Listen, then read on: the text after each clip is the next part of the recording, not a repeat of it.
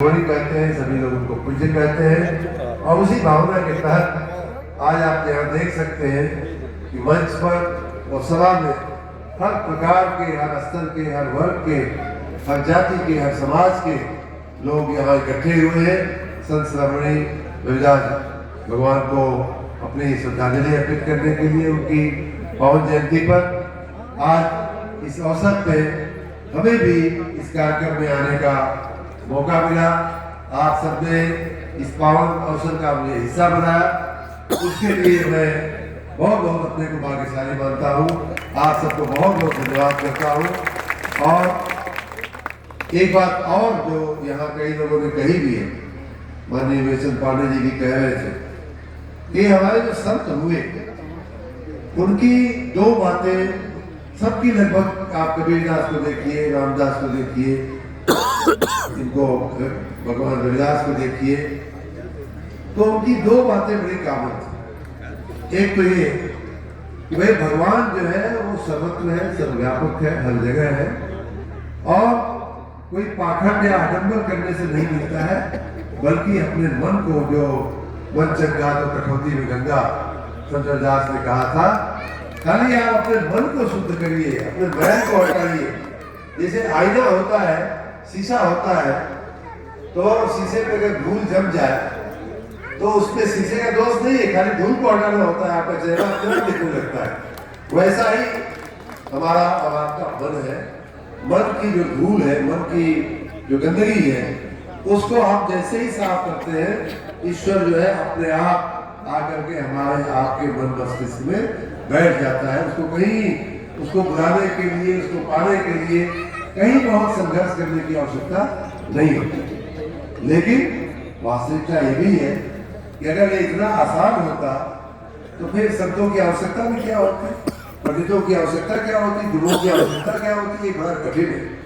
सबसे कठिन काम यही है, मन को शांत करना, मन को शुद्ध करना, मन को चंगा करना, यही सबसे कठिन काम है।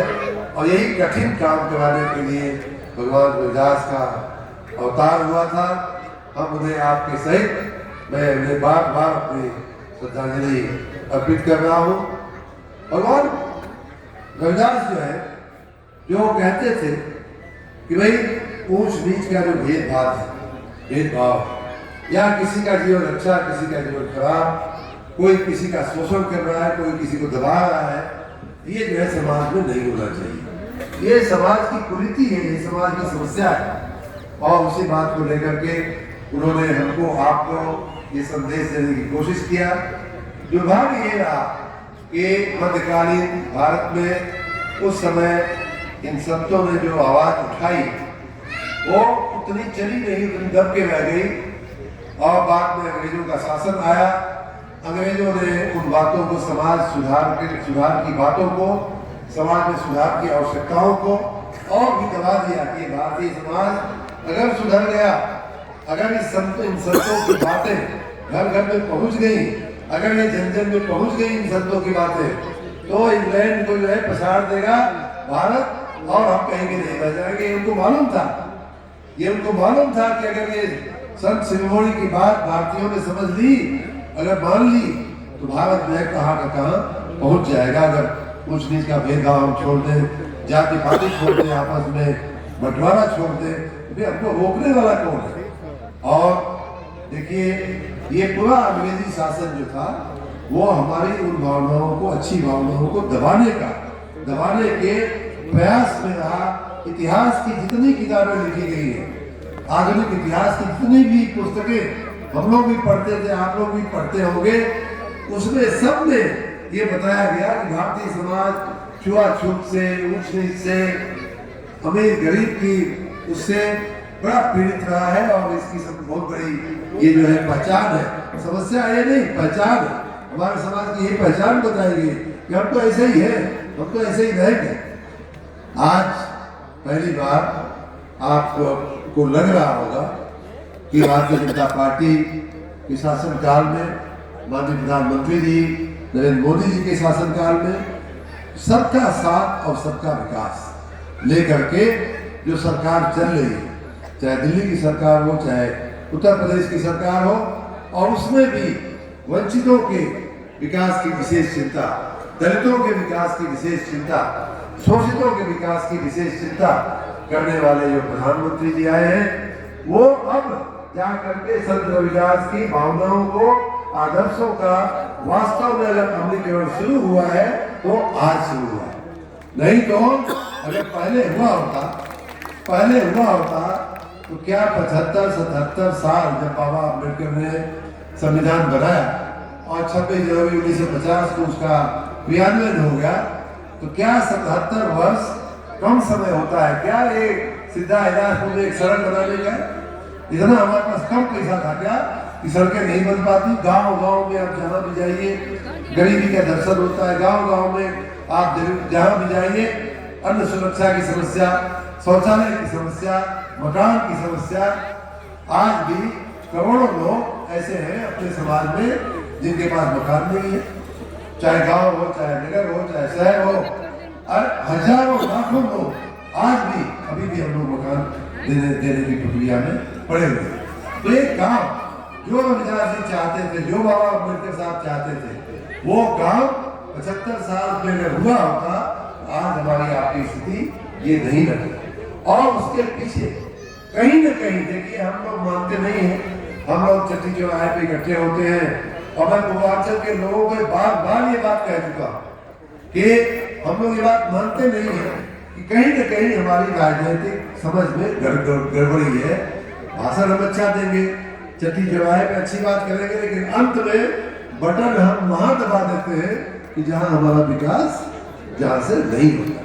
अंत समय जो कहते हैं अंत भरा तो सब भरा, लेकिन अंत ही गड़बड़ हो जाता है हमारा, बाकी सब अच्छा रहता है। यहाँ की बात आप अच्छे सुनते हैं, आपकी बात यहाँ अच्छी से कही जाती है, सुनी जाती है, लेकिन जब चुनाव आवेगा तब बटनिया जो है कहीं गड़बड़ा है। बात सही कहा था कि ना? ऐसे बटनिया दबा जाने कि फिर वोट लेने के बाद और उनके दर्शन भी, विकास छोड़ता दर्शन भी करना मुश्किल हो जाता है। ऐसा हमारा राजनीतिक परिवेश रहा। और खाली मधुबन का नहीं, खाली मऊ का नहीं, मैं तो पूरे पूर्वांचल की बात करता हूँ, पूरे उत्तर प्रदेश की अगर देखा जाए तो बात करता हूँ। और इसीलिए हम लोग इस विकास की दौड़ में पीछे रह गए। बाबा संत रविदास क्या कहते थे? संत रविदास ये कहते थे कि भाई मनुष्य को मनुष्य के रूप में, आदमी को आदमी के रूप में, इंसान को इंसान के रूप में देखो। इंसान अपनी पहली प्राथमिकता होनी चाहिए। गांधी जी भी यही कहते थे कि अगर गांधी जी का एक बड़ा प्रसिद्ध कहावत है कि अगर आप किसी भी निर्णय पर पहुंचने में कहीं भी आपको परेशानी हो गई, कहीं भी संशय हो रहा हो, डाउट हो रहा हो, तो आप उस गरीब के चेहरे को देखिए जो समाज की अंतिम पंक्ति में बैठा हुआ, समाज के अंतिम छोर में बैठा हुआ है। आपको अपना निर्णय करने की का रास्ता जो है अपने आप खुल जाएगा। लेकिन बीच के जो हमारी सरकारें रही और उनके पोषित जो अपराधी रहे, माफिया रहे, उनके चलते जिन्होंने सत्ता में वोट तो ले लिया आपका, लेकिन आपकी इंसान को इंसान समझकर उसकी सेवा करने के बजाय अपनी गाड़ियां, अपनी बंदूकें, अपनी दोनाली, अपनी चारनाली, AK-47, AK-56 ये खरीदने में उनकी प्राथमिकता थी, न कि सीधा इलाजपुर में आकर के आपका मकान बनवाने की उनकी प्राथमिकता थी, न कि आपकी सड़क बनवाने की उनकी प्राथमिकता थी। अगर नहीं होती तो आज तक कोई ताकत नहीं थी, ये काम नहीं हो पाता। अब जाकर के माननीय प्रधानमंत्री जी के नेतृत्व में, माननीय योगी आदित्यनाथ जी के नेतृत्व में हम सब मिल करके आपके बीच में काम करने की हमने धुन जगाई है, हमने अलग जगाई है। और निश्चित रूप से ये परिवर्तन होगा। निश्चित रूप से हमारे आपके गांव में देखिए, ये माननीय मंगू प्रसाद गुप्ता जी का गाँव है, अभी माननीय जी ने याद कराया, हम भी उनके घर जा चुके हैं, उनके परिवार जन यहाँ बैठे भी हुए हैं। ऐसे लोगों ने, तपस्वियों, मनीषियों, साधना करने वालों की, जिनका मैं तो उनके घर गया था कि शासन में वाली पार्टी के अध्यक्ष होने के बावजूद यहाँ हौसला प्रसाद उपाध्याय जी साक्षात बैठे हैं, 2 बार के भारतीय जनता पार्टी के अध्यक्ष रह चुके हैं। और उस समय के अध्यक्ष जब भारतीय जनता पार्टी का उद्भव हो रहा था, मतलब चरम पे जा रही थी, माननीय उमेश पांडे जी विधायक। पवित्र लोग अगर सत्ता में होते हैं तो हमारी आपकी सेवा होती है, और अपवित्र लोग, गड़बड़ लोग, अगर चुन लिए जाते हैं तो आप कुछ भी कर लो, कुछ भी कर लो। अब देखिए भैंस आगे खड़ी है ना, भैंस के आगे आप कितनों बीन बजा दा, क्या करी भैंस? पगड़ा ले, भैंस के आगे बीन बजा रहे, भैंस खड़ी पगड़ा। तो ये भैंस है, ये लोग, ये जो चुनते हैं आप लोग, ये भैंस और भैंसे हैं। इनको आप कितना भी बाद में कह लीजिए, चुनने के बाद इनके ऊपर असर पड़ने वाला नहीं है। भैंसिया से पूछ ले आगे ना समझना, तुम्हारा बात ना मानो तो इनको आप बहिष्कृत करना पड़ेगा कि भैया आप बड़े महान आत्मा हैं, बड़ा अच्छा बोलते हैं, बड़ी अच्छी गाड़ी में चलते हैं, लेकिन ये बताइए कि आपने किया क्या हमारे लिए? इतना तो पूछना बनता है ना। आप दूसरे का पूछते हो तो मैं मेरा अपना तो हिसाब दो। हम तो अभी दे के आए हैं, अभी देने का टाइम नहीं है, नहीं तो यहाँ भी हम दे देते। मधुबन की ही अगर बात हम करें तो मधुबन में आपके पास बस स्टेशन नहीं था। मधुबन में नाला जो है पानी भरता था घुटना घुटना तक। यहाँ गणेश मंदिर नहीं आए हैं, लेकिन उनको मालूम है शंकर मधेसिया जी कितना पीछे पड़े हमारे, तब जाके आज मधुबन का नाला जो बन रहा है। रसूलपुर का रास्ता, मैंने पहली ही मुलाकात में शंकर मधेसिया ने कहा भाई साहब ये हलवाई वाला रास्ता कोई है रसूलपुर का, वहां दुबारी में हम एक बार बैठे थे, मेन सड़क से वहां के दवाखाने तक जाने का रास्ता नहीं था, बनवाया जा रहा है। सब बीरा बाबा हो, चाहे पाती बाबा का स्थान हो, चाहे तमाम ऐसे, अभी संत रविदास भगवान की भी 2 ऐसी जगह है जो दोहरी घाट और उसरी में, अभी मधुबन के पास हम लोग वहां बनाने का, उनका पूरा कुटी का सुंदरीकरण जीर्णोद्धार करने का प्रोजेक्ट हम लेकर के आगे चल रहे हैं। तो ये तमाम काम ऐसे हैं जो पहले हो सकते थे लेकिन नहीं, असंभव काम नहीं था। कोई जनता की जो मांग है वो कोई चांद तारा तोड़ के लाने की मांग नहीं है, सामान्य सी मांग है, भैया हमको एक रहने के लिए घर दे दो, पीने के लिए पानी दे दो, बच्चों को पढ़ाई करा दो, हमारा कोई बीमार पड़ जाए तो उसके लिए अस्पताल आयुष्मान कार्ड की व्यवस्था कर दो, यही सब बातें थी। वो आज जाकर के आपकी इच्छाएं पूरी हो रही है। भाइयों बहनों, माताएं यहाँ बहुत बड़ी संख्या में बैठी है। आप सबको मैं बताऊं कि आज पहली बार पूरे देश में 80 करोड़ जनता को, 80 करोड़ परिवारों को अन्न सुरक्षा प्रदान की गई है, अन्न दिया जा रहा है, करोड़ों लोगों को मकान दिया जा रहा है। अभी द्वारी घाट में कार्यक्रम किया, अमिला में कार्यक्रम किया, आपके मधुबन में कार्यक्रम किया, लोगों को मकान का हमने प्रमाण पत्र दिया। पैसे आ गए 2 लाख लोगों के पास मकान बनाने की पहली किस्त 1-1 लाख रुपए की आ गई। हमने खुद ट्रांसफर किया। उसी में मधुबन में भी सैकड़ों लोगों को मकान मिला है, बाकी को कुछ प्रक्रिया में है, उनको भी मिल जाएगा। ऐसे ही ग्रामीण क्षेत्र में भी मकान देने की बात चल रही है। रोजगारी, आपको मुझे ना आश्चर्य हुआ कि मैं तो अभी राजनीति में आया, लेकिन ये शब्द ही पहले नहीं सुना गया था कि रोजगार मेला। किसी ने कहा, जब हमने अपने अधिकारी को बात किया, जिले के अधिकारी, रोजगार अधिकारी, हमने कहा कि ऐसा करो कि 1 साल 1.5 साल पहले की बात है, हमने कहा कि अपने जिले में रोजगार मेला लगाते हैं।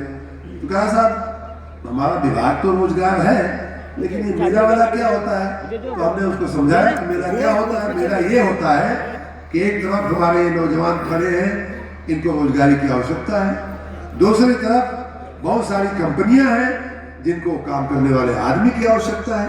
उन दोनों को एक जगह कर दो, मेला हो गया, दोनों का मेल हो गया, मेला हो गया। और ये काम पहली बार शायद मऊ जिले के इतिहास में, मुझे बताया गया, हो सकता है मेरी जानकारी गलत हो तो अच्छी ही बात है, लेकिन मुझे बताया गया कि पहली बार मऊ जिले के इतिहास में पिछले साल हमने 2025 में एक मेला मऊ में करवाया था, जिसमें लगभग 2000 लोगों को रोजगारी दी गई थी। 1800 लोगों को दी गई थी। और अभी कुछ दिन पहले, आपके 6 दिन पहले मधुबन में हमने वही काम किया, और आपको जान करके आश्चर्य होगा कि उसमें 2000 से ऊपर 2200 साढ़े 2200 छात्र छात्राओं को रोजगारी दी।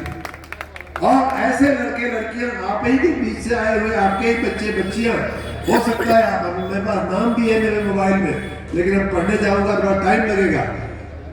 ऐसे आपके ही बीच के, आपके ही बच्चे, आपकी ही बच्चियां मैंने उनसे बात किया है कि बच्चे बच्ची से, किसी ने फार्मेसी किया हुआ है, किसी ने नर्सिंग किया हुआ है, किसी ने ITI किया हुआ है, किसी ने पॉलिटेक्निक किया हुआ है। उन सबको 2241 लड़के लड़कियों को एकदम से वो कंपनियां आई, उनकी भर्ती हुई, उठा करके ले गई। कोई बंगलोर जा रहा है, तो कोई यूपी में कर रहा है, कोई कर्नाटक जा रहा है, कोई दिल्ली जा रहा है, सबको नौकरी मिल गई। क्या ये हमारे माननीय जी लोग, सम्माननीय जी लोग, आदरणीय जी लोग जो कमेंटबाजी कर रहे हैं दूसरों पे, ये उनका काम नहीं था जो पहले चुने गए हैं, जिनको आपने अपना सम्मान स्वरूप अपना वोट दिया है? क्या उनका काम नहीं था? पहले काम नहीं हो सकता था? हो सकता था, लेकिन नहीं, उनको तो, हमको तो इसलिए चुना ही नहीं जनता ने। हम तो जनता, और एक देखिए आपकी कितनी बेइज्जती लोग करते हैं, आपकी बेइज्जती इस तरह से। मैं जब आपको कह रहा हूं तो मैं अपने परिवार को, मैं अपने आप को, मैं भी इसी जिले का वोटर हूं, मैं अपने आप को भी उसमें शामिल करके कह रहा हूं। इससे बड़ी बेइज्जती की बात क्या हो सकती है कि मैं तो आता हूं 15 दिन में चुनाव जीत के चला जाता हूं। मतलब हम मूर्ख हैं, हम उल्लू हैं, हम गधे हैं कि तुम आओ 15 दिन में यहाँ पासा फेंको, वहाँ पासा फेंको, वहाँ पैंतरेबाजी करो, यहाँ पैंतरेबाजी करो, यहाँ कुछ पैसे बांटो, यहाँ किसी का झूठ बोल करके वो करो, और 15 दिन में चुनाव जीत के चले जाओ। उसके बाद 5 साल बाद दर्शन नहीं, 5 साल तक दर्शन न दो। तो ये देखिए हमारी स्थिति के लिए अब बाबा रविदास जी अपना काम कर गए, हमको चिता गए, हमको जगा गए, अब वो फिर से नहीं आएंगे।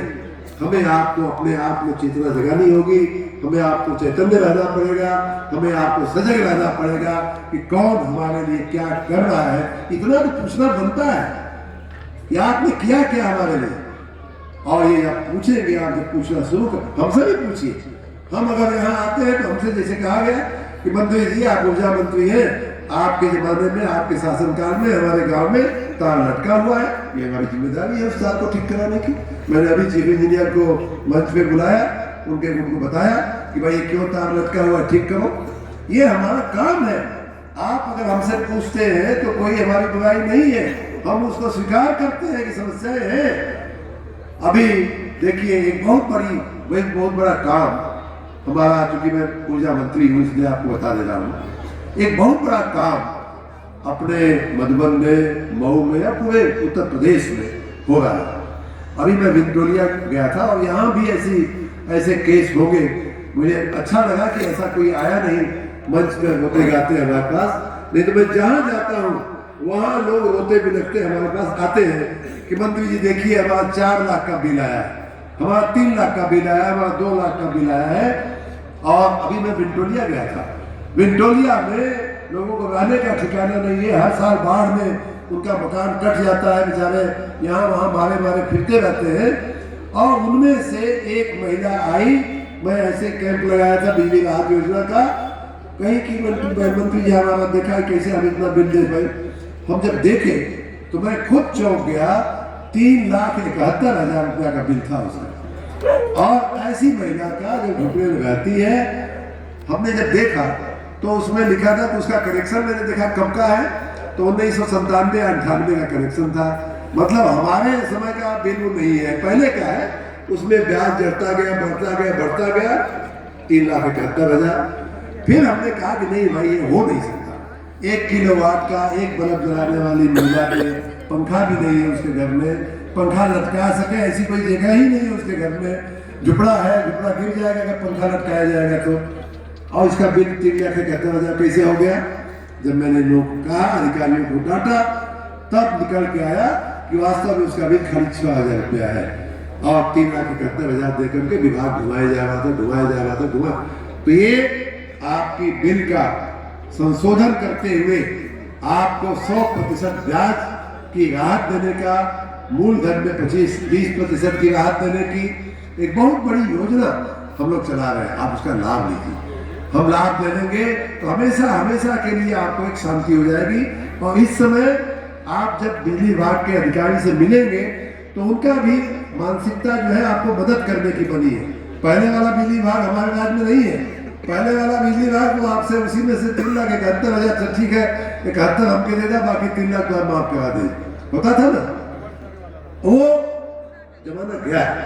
आप जाएंगे, ईमानदारी से लोग आपकी बात सुनेंगे, आपको मदद करने की मानसिकता से आपकी बात सुनेंगे, आपका सहायता करेंगे। और लाखों लोगों का इस तरह से बिल सुधरा है और 40 लाख से ज्यादा लोग इस योजना का लाभ लेकर के करोड़ों रुपया, लगभग 8,000 करोड़ रुपए का जो है छूट जो है जनता को हमारा विभाग दे चुका है। इस पूरी प्रक्रिया में 4,000 करोड़ खाली विभाग को मिला है और 8,000 करोड़ की छूट जनता को मिली है, 2 गुना उसकी। तो इसका लाभ लीजिए।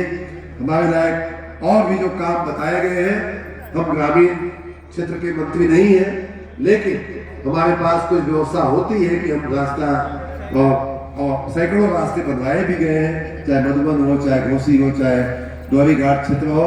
किसी न किसी बहाने से हम आपका रास्ता जरूर उसकी चिंता करेंगे। उसका कोई ऐसी चीज नहीं है मित्रों, भाइयों, बहनों, माताओं, कोई ऐसा काम नहीं है जो असंभव है, कोई ऐसा चीज नहीं है जो असंभव है। हर काम होगा, हर काम हो सकता है। सिर्फ आपका आशीर्वाद, आपका स्नेह, आपका प्रेम, आप लोगों ने जिस तरह से हमको सम्मान दिया है, वही स्नेह सम्मान बना रहे। आपका हाथ हमारे सिर पर बना रहे।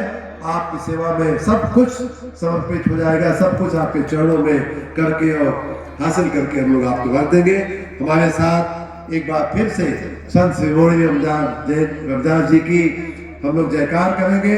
हमारे साथ बोलिए, संत शिरोमणि रविदास जी की, रविदास जी की, संत रविदास जी की।